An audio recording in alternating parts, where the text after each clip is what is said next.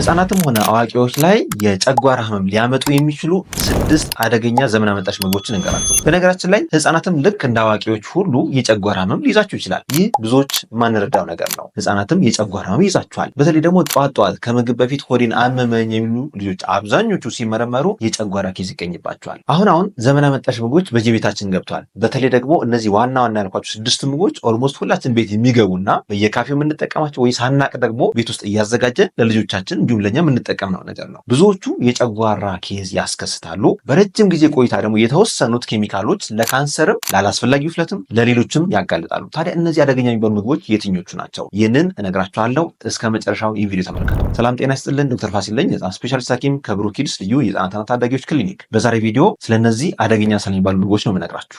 ምርጡ ለህፃናት ይባል የለ ብዙ ጊዜ ምርጥ የምንለው እኛ ከውጭ የምንገዛው ከሱፐርማርኬት የምንገዛውን ነገር በጣም ውድ የሆነ ነገር በጣም ምርጥ ብለን እናስባለን። ግን እንደዛ አይደለም። ህፃናትም ሆነ አዋቂዎች መመገብ ያለባችሁ ፍጹም ተፈጥሯዊ የሆኑ ምግቦችን ከገበያ የተገዙ ፕሮሰስድ ያልሆኑ ከፋርም ላይ ወይም ከገበሬው ቀጥታ የመጡ ቢሆኑ ይመከራል። ለምን መሰላችሁ? እነዚህ ፕሮሰስድ የሆኑ ምግቦች በኬሚካል የታጨቁ ናቸው ብዙዎቹና እነዛ ኬሚካሎች ደግሞ የራሳቸው ጉዳት አላቸው። ታዲያ እነዚህ ኬሚካሎች የትኞቹ ናቸው እነግራችኋለሁ። በነገራችን ላይ አንድ ነገር ልንገራችሁ። ዘመናዊነት ማለት ዘመን አመጣሽ ምግቦችን በሙሉ መጠቀም ሳይሆን እየመረጡ የሚጠቅሙ ነገሮች ብቻ መውሰድ ማለት ነው። ስለዚህ ዘመናዊ ምግቦች በሙሉ ጠቃሚ ላይሆኑ ይችላሉ። ስለዚህ ወደ ዋናው ፖይንቱ ከመግባቴ በፊት አንድ አዲስ ነገር ልንገራችሁ። ብሩክ ኪድስ ልዩ የህፃናትና ታዳጊዎች ክሊኒክ ከሰኔ 1 ጀምሮ የ24 ሰዓት አገልግሎት ይጀምራል። በዚህ ክሊኒክ እጅግ ዘመናዊ የሚባል ላቦራቶሪ ያለው ሲሆን በተለይ ከህፃናት ህክምና ጋር የተገናኙ እጅግ ውስብስብ የሚባሉ ትልልቅ ላቦራቶሪ ማሽኖችን አስገብተናል። ምናልባት የህፃናት ሙሉ ምርመራ ከፈለጋችሁ፣ ድንገተኛ ህክምና ከፈለጋችሁ፣ ከኦቲዝም ጋር ከዳውን ሲንድሮም ጋር እንዲሁም ሌሎች ከሆርሞን ጋር የሚገናኙ ምርመራዎች ከፈለጋችሁ ከታች ባሉ ስልኮች ደውላችሁ ቀጠሮ አስይዛችሁ መምጣት ትችላላችሁ። የመጀመሪያውና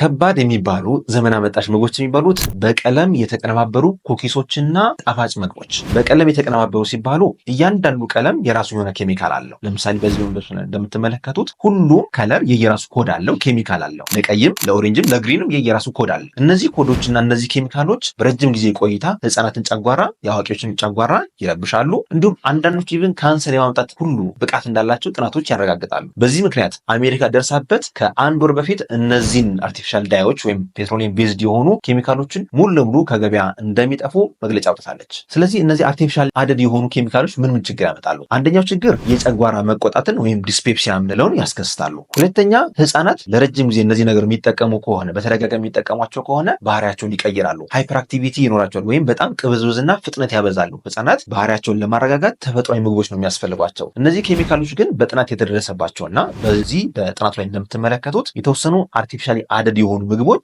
ለልጆች ሃይፐር አክቲቪቲ ወይም የባህሪ መቀየር አስተዋጽኦ እንደሚያደርጉ ጥናቶቹ ያረጋግጣሉ። ሶስተኛው የእነዚህ ከለሮች ችግር ደግሞ ምንድነው? ሱስ ያስይዛሉ። በከፍተኛ ሁኔታ ሱስ ያስይዛሉ። ኬሚካሎቹ ሁልጊዜ እንድትፈልጓቸው ያደርጓቸዋል። አንድ ኬሚካል አለ ኤምኤስጂ የሚባል ሞኖሶዲየም ግሉታሜት። ሞኖሶዲየም ግሉታሜት አብዛኞቹ ምግቦች ላይ ሊገኝ ይችላል። ሆኖም ግን በረጅም ጊዜ ቆይታ ሱስ ያመጣል። ከዛ በተጨማሪ ደግሞ አላስፈላጊ ውፍረትና አላስፈላጊ የሆኑ ችግሮች ሊያስከስት ይችላል። ስለዚህ ልክ እንደነዚህ አይነት በአርቲፊሻል ከለሮች ያበዱ ምግቦችን አትጠቀሙ። ሁለተኛው ዘመን አመጣሽ ግን ደግሞ አደገኛ የሆነ ምግብ ካቻፕ ነው። ካቻፕ ብዙዎቻችን ሱስ ያስይዘናል አይደለ? በተለይ በቺፕስ መብላት፣ በየካፌው ወይም ቤት ውስጥ ማዘጋጀት በጣም ብዙዎቻችን ኢንጆይ የምናደርገው ነገር ነው። ሆኖም ግን ካቻፕ ማለት ከፍተኛ ጨው፣ ከፍተኛ ስኳር፣ ከፍተኛ የሆነ አሲድ ያለበት ነገር ነው። ስለዚህ ይህንን በተደጋጋሚ መጠቀም ልጆችን ሆነ አዋቂዎች ለጨጓራ ኬዝ ያጋለጣቸዋል። ኦፍኮርስ በሳምንት አንዴ ወይ በወር አንዴ የሚጠቀሙ ሰዎች ብዙ አይከብዳቸውም። ሆኖም ግን በተደጋጋሚ ዴይሊ የምንጠቀም ከሆነ ይህ ነገር የጨጓራ ኬዝ ሊያስከስት ይችላል። ብዙዎች ህጻናት ቤት ውስጥ ምንድነው የምትበሉት፣ ምንድነው በጣም የምትወዱት ብዬ ስጠይቃቸው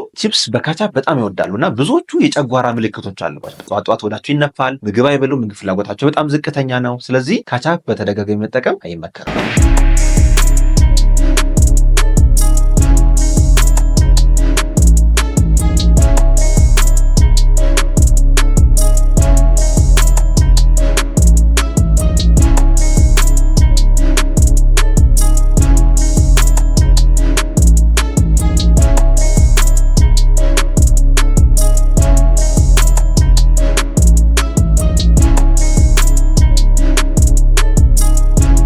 ሶስተኛው ደግሞ ኢንስታንት ኑድልስ ወይም ኢንዶሚ የምንለው ነገር። ኢንዶሚ በእርግጥ ጉዳቱን ብዙዎቻችን እናውቃለን። አሁን በደንብ በሚዲያም ስለተነገረ ኢንዶሚ ለልጆች መስጠት ብዙዎች አቁሟል። ግን አሁንም ወላጆች እየሰጡ ያሉ አሉ የምናውቃቸው። ስለዚህ ኢንዶሚ ችግሩ ምንድን ነው? ይህ በእንግሊዝኛው ኢንስታንት ኑድልስ ይባላሉ። ቶሎ የሚዘጋጁ ቶሎ የሚቀርቡ ምግቦች ናቸው። ስለዚህ ኢንዶሚ ምንድን ነው ችግሩ? የመጀመሪያው ችግር ከፍተኛ የሆነ ፕሪዘርቫቲቭ አለው። እንዳይበላሽ ኬሚካሎች አሉት ውስጡ።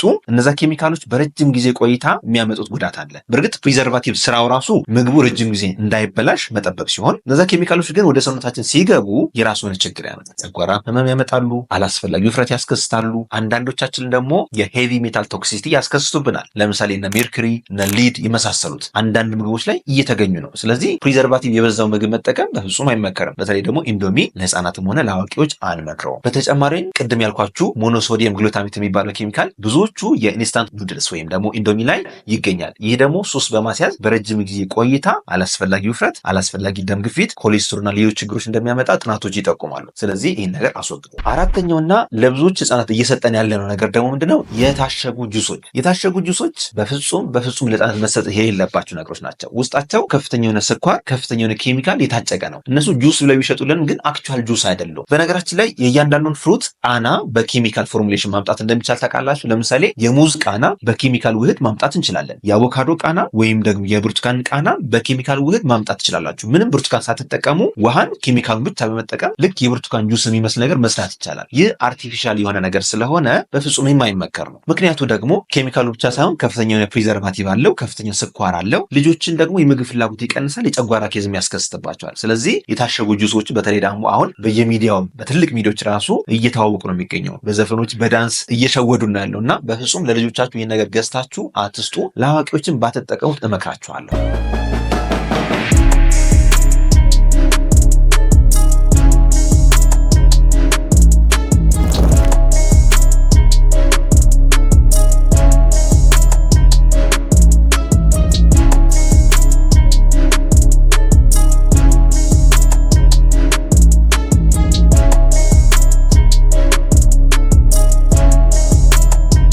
አምስተኛው ምግብ ደግሞ በርገርና ፒዛ። በርገርና ፒዛ ብዙዎቻችን እንወዳለን አይደለም? አዎ፣ በጣም ኢንጆይብል ነው፣ ግን ደግሞ ፕሮሰስድ ነው። እስኪ ከበርገር እንነሳ። በርገር ስጋው ፕሮሰስድ ነው፣ የተቀነባበረ ነው። ምናልባት በረጅም ጊዜ ቆይታ ረጅም ጊዜ የሚቀመጥ ከሆነ የማይፈለጉ ኬሚካሎች ሊኖሩት ይችላሉ። ስንዴው ፕሮሰስድ ነው፣ ያ ማለት ፉርኖ ዱቄት ነው። ፉርኖ ዱቄት ደግሞ ፕሮሰስድ ነው፣ ፋይበር የለውም፣ ከፍተኛ ሹገር ይኖረዋል። ሶስተኛው ደግሞ ቺዝ የምንጠቀመው ቺዝ ሊሆን ይችላል ወይ ዘይት ሊሆን ይችላል። እነዚህ አብዛኞቹ ፕሮሰስድ የሆኑ ናቹራል ያልሆኑ ነገሮች ናቸው እና እነዚህ በተደጋጋሚ የምንጠቀማቸው ከሆነ ምን ያስከስታል? ጨጓራን ማስቆጣት፣ በረጅም ጊዜ ቆይታ ደግሞ አላስፈላጊ ስብ ወይም ውፍረት እንዲከማች ያደርጋል። ፒዛንም እንመልከት። ፒዛም እንደዚሁ ፕሮሰስድ ነው። ስንዴውን ፕሮሰስድ ነው፣ ስጋውን ፕሮሰስድ ነው። አብዛኞቹ ከላይ የሚደረጉትም ነገሮች ቺዙን ጨምሮ ፕሮሰስድ ናቸው። ስለዚህ ሲታዩ ቢያምሩም ወይም ለመብላት በጣም ቢያጓጉም ተደጋጋሚ ለህፃናት መሰጠት የለባቸውም። ምናልባት በወር አንዴ ብዙም ችግር ላይፈጥር ይችላል። በወር ሁለቴ ብዙ ችግር ላይፈጥር ይችላል። ምክንያቱም ሰውነታችን ራሱን የሚያነጻበት ሜካኒዝም አለው። ሆኖም ግን ከዛ ሜካኒዝም በላይ ሰውነታችን ብዙ ኬሚካል የሚያስገባ ከሆነ ማንጻት አይችልም ወይም ማጽዳት አይችልም። ያ ኬሚካል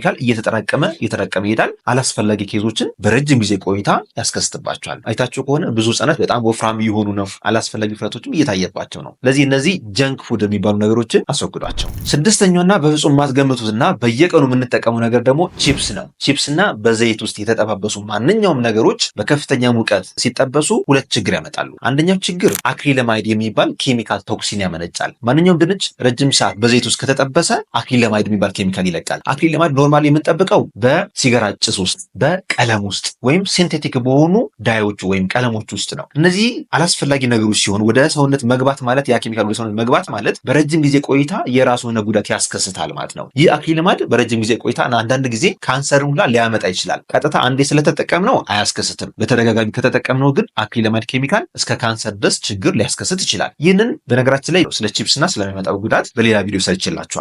ያን ቪዲዮ ማየት ከፈለጋችሁ ከታች ያለውን ብሩኪድስ የሚለውን ክሊክ አድርጉት በመጫን ከዛ ቀጥሎ ደግሞ ቪዲዮስ የሚለውን ተጫኑት። ከዚህ በፊት የሰራናቸው ከ200 በላይ ቪዲዮዎች አሉት። ከነዛ ውስጥ አንዱ ስለ ቺፕስ የሚያወራ ነው እና ያንን ሰፋ አድርጋችሁ ማየት ትችላላችሁ። ሌላ ሁለተኛው ችግር ደግሞ ዘይቱ ነው። ዘይት ማንኛውም ዘይት ረጅም ሰዓት እሳት ላይ የሚቆይ ከሆነ ኦክሲዳይዝድ ይሆናል፣ ከፋትነት ወደ ትራንስፋት ይቀየራል። ትራንስፋት ማለት አላስፈላጊ ውፍረት የሚያመጣ አላስፈላጊ ደም ግፊት፣ ስኳር፣ ኮሌስትሮል የሚያመጣ የፋት አይነት ነው፣ ወይም ጤናማ የሚባል ፋት አይደለም። በተለይ ደግሞ አሁን ገበያ ላይ ያሉት ዘይቶች በሙሉ የቦይሊንግ ፖይንታቸውና የስሞክ ፖይንት የሚባል አለ በጣም ዝቅተኛ ስለሆነ በቀላሉ በእሳት ይጠቃሉ፣ ወደ ቶክሲክ ፎርም ይቀየራሉ። ማንኛውም ዘይት ረጅም ሰዓት እሳት ላይ ከተንጨረጨረ ቶክሲክ ይሆናል ወይም መርዛማ ይሆናል። ስለዚህ ቺፕስም ሊሆን ይችላል ቤት ውስጥ የሚዘጋጅ ከውጭም ይምጣ ወይም በሱፐርማርኬት ከየትም ይምጣ ቺፕስ እና በዘይት ውስጥ የተጠበሱ ነገሮች ለህፃናት ፈጽሞ አይመከሩም። አንደኛ የጨጓራ ኬዝ ያስከስታሉ፣ ጨጓራን ያስቆጣሉ። ሁለተኛ ኬሚካሎቹ አላስፈላጊ ውፍረትና አላስፈላጊ የሆነ ካንሰር መሰል ነገር ሁላ እንደሚያመጡ ጥናቶች ይጠቁማሉ። አሁን ሰምታችሁ ከሆነ ወጣቶች ራሱ ድንገተኛ ሞት እያጋጠማቸው ነው። ጤነኛ የነበረ ሰው ድንገት ሞቶ ይገኛል ቤት ውስጥ አይደለ? ይህ ሰደን ካርዲያክ አሬስት ነው። ብዙዎቹ ደግሞ የሚያጋጥማቸው የልብ አርተሪ እየጠበበ ሲሄድ ነው። ይህን የሚያጠበው ደግሞ ምግባችን ነው። ትራንስፋት ያላቸው ማንኛውም ምግቦች፣ ፕሮሰስ ሊሆኑ ማንኛውም ምግቦች፣ ከፍተኛ ቅባት ያላቸው ምግቦች በአጠቃላይ የልብን አርተሪ ወይም ደም ስር ሊያጠቡና ልብን ስራ ሊያቆሙ ይችላል። ልብ ስራ ካቆመ ደግሞ ማንም ሰው በህይወት ሊቆይ ይችላል። እንግዲህ ለዛሬ ያለኝ መረጃ ይህን ይመስላል። መረጃን ከወደዳችሁት ላይክ አድርጉ። ጥያቄ ካላችሁ በእነዚህ በምግቦች ላይ ጥያቄ ካላችሁ ኮሜንት አድርጉልን። እንዲሰራላችሁ የምትፈልጉትን ቶፒክ ካለ ኮሜንት አድርጉልን። ለዛሬ ያለኝ መረጃ ይህን ይመስላል። ዶክተር ፋሲል ነኝ፣ የህፃናት ስፔሻሊስት ሐኪም ከብሩክ ኪድስ ልዩ የህፃናትና ታዳጊዎች ክሊኒክ። እንግዲህ ህክምና ማግኘት ከፈለጋችሁ ከታች ባሉ ስልኮች ደውላችሁ ቀጠሮ ማስያዝ መምጣትም ትችላላችሁ። አድራሻችን ጦር ኃይሎች አውግስት አድለይ ስር ያገኙናል። መልካም ጊዜ